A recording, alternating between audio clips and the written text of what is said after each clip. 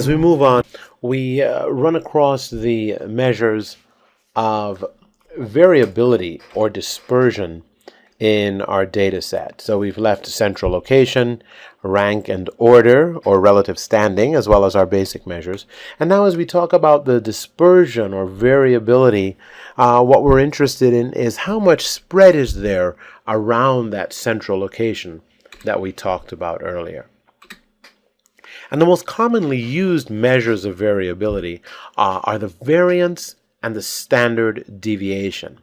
So these indicate how much the data is spread around that central location. And the variance is defined as the average of the squared deviations of each point in our data set away from the mean. That sounds more intimidating than it really is. Remember, we said that every point is some distance away from the mean of the distribution, and that distance we call the deviation, and it might be positive or it might be negative. Well, the variance is the average of the square of those deviations. We're trying to ultimately find a typical measure of how much deviation there is away from the mean. And if we start up saying, well, every point has a deviation, why don't I just average those deviations together and get an average deviation? The challenge we run into is that we defined the mean as that point where the positive and negative deviations exactly balance out. So when we try to take an average, we always end up with 0 in our numerator. And there are a few ways we can get around that. One, you could say, well, let's just take the absolute value of the deviations. That'll get rid of the negative signs, and we won't have any canceling in the numerator.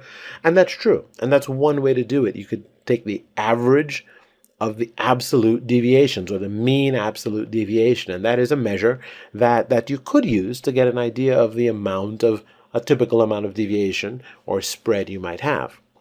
The way we typically do it in mathematically, however, is to take the square of the deviations. This has the same effect of eliminating the negative signs because a negative times a negative is a positive number. So we end up with all positive numbers in the numerator, so there is no canceling out. And it turns out mathematically there's a lot of power to carrying around squared terms. And we'll see much later in the course that terms like the variance that have these squared values actually are doing a lot of the heavy lifting behind the scenes in many of the more advanced calculations that we do. So the more common way, instead of taking the absolute value, is to actually square the deviations. And then we take the average of these squared deviations, and that's called the variance. And there are two formula that your textbook gives you for the variance. And one is used for populations, the other is used for samples. And there's a subtle difference between the two. I'll start out talking about the population variance. And you'll remember we said the variance, from your table, that symbol is sigma squared. It's the average of the squared deviations. So every point has a deviation, that's x minus mu. Again, here we're dealing everything with population terms. So instead of x bar, I have mu. So my deviation is x minus mu for each value of x. I'm going to square that deviation to get a squared deviation. And then I simply will sum all my squared deviations and divide by n to get my average of my squared deviations. And this value would return my population variance, the sum of the squared deviations divided by the number of observations. And I want to take a look at a data set and just quickly show you how this calculation would work. I won't step through it in detail at this point, but we can take a look at data file P0204. And this is a measure of times taken to serve customers at a fast food restaurant's drive-up window. And the original data set only had these times recorded in minutes. And what I've done here, just for illustration purposes, is to show you the mechanics of what we would do if we needed to calculate this variance the long way.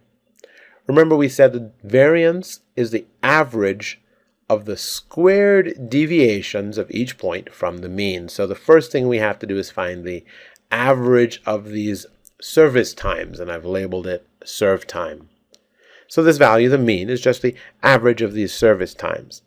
And then for each time, I find a deviation, which is my value of time minus the mean, x minus mu in that formula that we saw a short while ago. And some of those values will be positive, some will be negative. Turns out for every point where the time value is less than the mean, the deviations are negative, and those show up in red. That's just the formatting I've chosen for my spreadsheet here. But when I take the squared deviation, simply raising each of those deviations to the power 2, and we do that using this little caret symbol, as it's called. It's right above your 6 on your keyboard. It looks like a small upside-down V. I refer to the cell location B5, raised to the power 2, and that gives me my squared deviations. And you'll notice all my negative deviations became positive numbers. So these now are the squared deviations of each observation from the mean. X minus mu, all squared.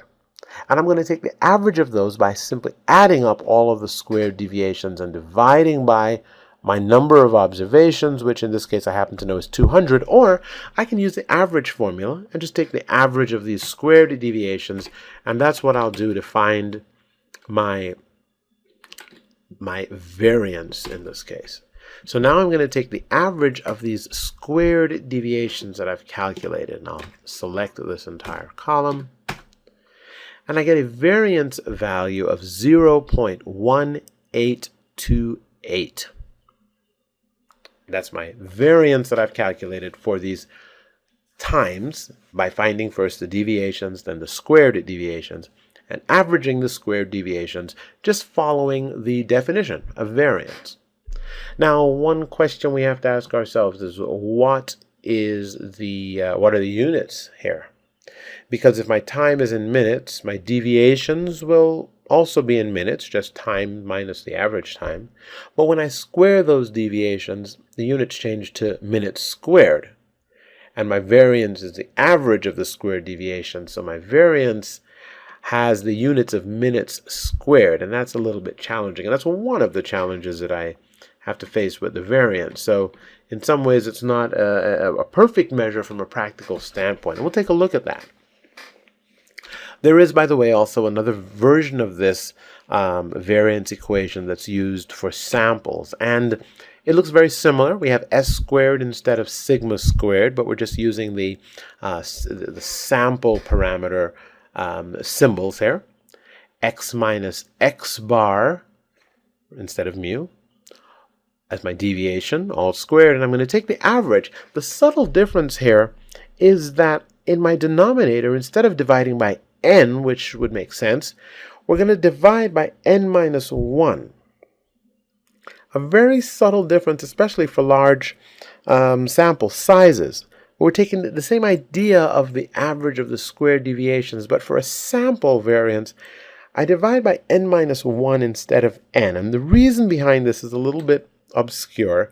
It's a correction because we're not dealing with something called an unbiased estimator. And if you don't know what that is, it's not surprising because we haven't talked about that yet, but we will talk about that later in the QBA course. And at that point, we'll see where this n minus 1 comes into play. And hopefully at that point, you'll remember the impact it had on this formula. But again, it's a subtle impact, especially when we're dealing with large sample sizes. So we'll, for now, just accept that as what the formula is, and perhaps it'll be clearer as we get further down the road in our course. A little more discussion on the variance. Well, does the variance increase if the points tend to be spread out further from the mean? Well, the deviations would be larger. Therefore, the squared deviations would be larger. And the average of the squared deviations would also be larger. So the variance does provide some measure of the amount of spread in the data set. It certainly increases when there's more spread and decreases when there's less spread. It turns out if there are some observations that are outliers and have large deviations, they end up having a very heavy contribution to the variance because those deviations get squared. So the impact of outliers is very large on increasing the size of the variance. That can make the numbers a bit unwieldy and hard to relate to, and particularly the fact that the units are squared of the original units does make it really challenging now, because if my issue is that there's too much variability in my process in my fast food restaurant, it's a little tricky to go to the hourly worker and say that, we need to trim this variability by some number of minutes squared. That's pretty challenging to relate to. So we come up with an approach to reduce this to something a little bit easier to get our head and our hands around, and that's where the standard deviation comes from. It's a measure that's more intuitive than the variance to capture the variability or spread in a distribution, and it's calculated by taking the square root of the variance. So as we take the square root, it brings us back down more to our standard order of magnitude that our original values are in. And it also reduces the units back down to the units of the original variable. And I'll go ahead in my data set with my fast food service times and calculate the standard deviation. It's going to always be equal to the square root, and in Excel we say equals SQRT. And in parentheses I'm going to put my variance, because the standard deviation is always the square root of the variance. And now I have a value of 0.4276. And the units here would be minutes, the original units of time. And this is a measure that we use most normally to capture what's a typical spread in the values in our distribution. Standard deviation, because it's always the square root of the variance, the equations for those look very similar to the variance equations for population and for samples, just that we have sigma rather than sigma squared and s rather than s squared.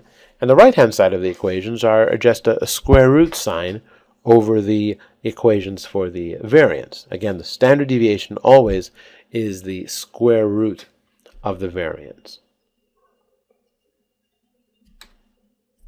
So why standard deviation? Well, it's measured again in the original units.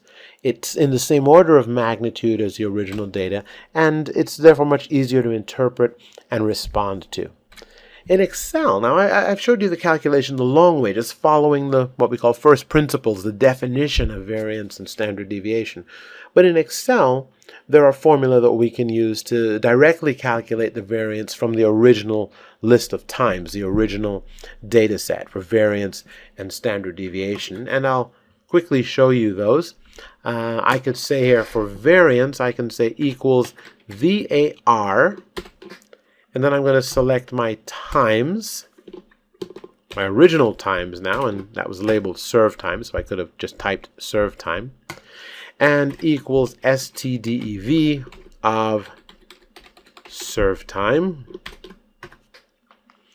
And we get values, as it turns out, that are close to the values we calculated, not exactly, and there's actually a good reason for that. I wouldn't be happy to just walk away and say, oh, that's close, not quite, but close enough. What's a few, thousandths of a minute between friends? No, it turns out there's actually a reason why these numbers are different. And it has to do with the formula that we used when we calculated the variance following the definition. Remember, I took the variance as the average of the squared deviations, and because I used the average formula, I actually divided by the actual sample size. I added up the squared deviations and divided by the sample size, by n, which by definition means that I'm actually treating this as a population, if you remember the equation for population variance. And therefore what I have is a population standard deviation. Well, it turns out these formulae in Excel actually make the assumption that we're dealing with a sample. So in this VAR formula, it's actually the sum of these squared deviations not divided by n, but divided by n minus 1. and therefore the standard deviation square root is a little bit different. So these really represent sample variance and standard deviations. And turns out that there actually are in Excel formula that do make the assumption of a population, and I just have to put a P at the end. So if I know I'm dealing with a population, I say equals VARP of serve times, and for standard deviation, STDEVP of the serve times in this case. So if I have a population, I can say equals VARP of serve time. Makes it sound like I'm going to jail there, serve time. And I get here the same, if I take it out to the same number of decimal places, you'll see it's identical to the values that we originally calculated. And here again, STDEVP of service times. And again, I get the same value. So you notice the difference between these two the values that are generated when I use VAR versus VARP, STDEV versus STDEVP. And it's the population version of these formulas that match up with doing this calculation the long way. Now, I took a little time here and showed you how these calculations were done the long way, because it turns out when we get a little bit further in the course, there are some distributions that we actually cannot use these formula for. We can't use the average formula. We can't use VAR, STDEV, VARP, STDEVP, any of these formula for. And in that case, we'll actually have to go ahead and calculate deviations and square deviations. But we'll come to that when we get to discrete probability distributions in a later block in this course. Okay, so I showed you two versions of these formula for variance, for standard deviation, and you may wonder which one do you use when. It's pretty simple. It's a lot more common to use the sample versions of these than the population versions. Again, for large numbers, large values of n, large sample size, really anything over about 30 to 50 and up, the numbers are virtually identical. When we're doing statistical inference, however, we really want to use the sample values. That becomes pretty important. But if we're just comparing the amount of spread in two distributions, probably the most important thing is to be consistent. If we're going to use population for comparison. If we're going to use sample. But do remember that it is always much more common when we're quoted variance and standard deviations. Usually people are quoting sample variance and sample standard deviation. And how do we use these things? What does it mean? The variance, like I said, is not something, it's mathematically very powerful, but it doesn't have a tremendous amount of practical application for us. It's not easy to interpret. What about the standard deviation? How do we interpret this? And I want to share with you something called the empirical rules, which are a very handy set of rules for any bell-shaped distribution. This would be a symmetric distribution. It kind of looks like the cross-section through a classic bell shape. A single-moded peak rolling off on either side. And it turns out, based on many measurements on many bell-shaped type distributions, that the following rules were empirically determined. If I know the mean of the distribution and the standard deviation, it turns out that about 68% of the observations will fall within plus or minus one standard deviation on either side of the mean. Again, having looked at many data sets that have this same general shape, about 95% of the observations fall within plus or minus 2 standard deviations, and about 99.7%, virtually all of the observations will fall within plus or minus 3 standard deviations. And this is for a bell-shaped type of distribution. And while these numbers are approximations, and we may stop more, but what does that tell us? It turns out that if we know that a distribution is roughly bell-shaped, and it turns out very many naturally occurring phenomena are, if we know the mean and the standard deviation, we can make some very important quick assumptions about what's going on at a given value in a distribution, or more importantly, where a particular value falls in the distribution. And I'll just give you a quick example. If I knew that the average gas price in the Central Florida area was $2.50 a gallon.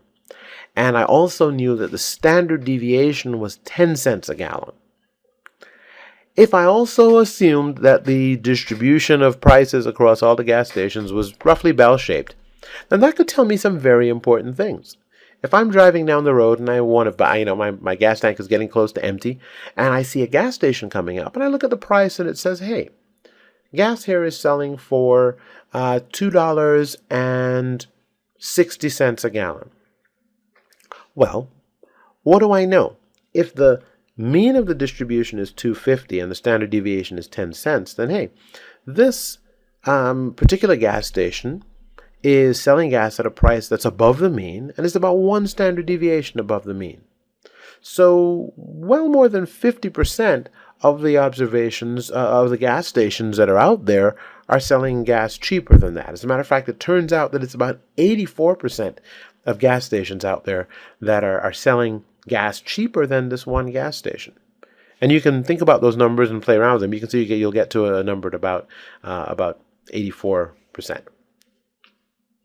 And if I happen to run into another gas station and they're selling gas at $2.30 a gallon, again, the average is $2.50 a gallon and the standard deviation is 10 cents. So $2.30 a gallon, that's 2 standard deviations below the mean.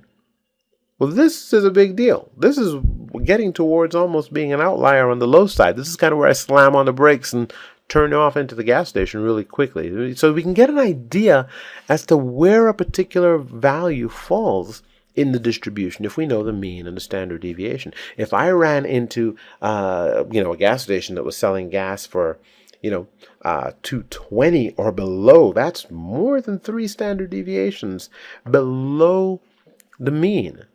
Well, that's way out there. Probably only about 1 to 2 out of every 1,000 gas stations would be selling gas for a price cheaper than that.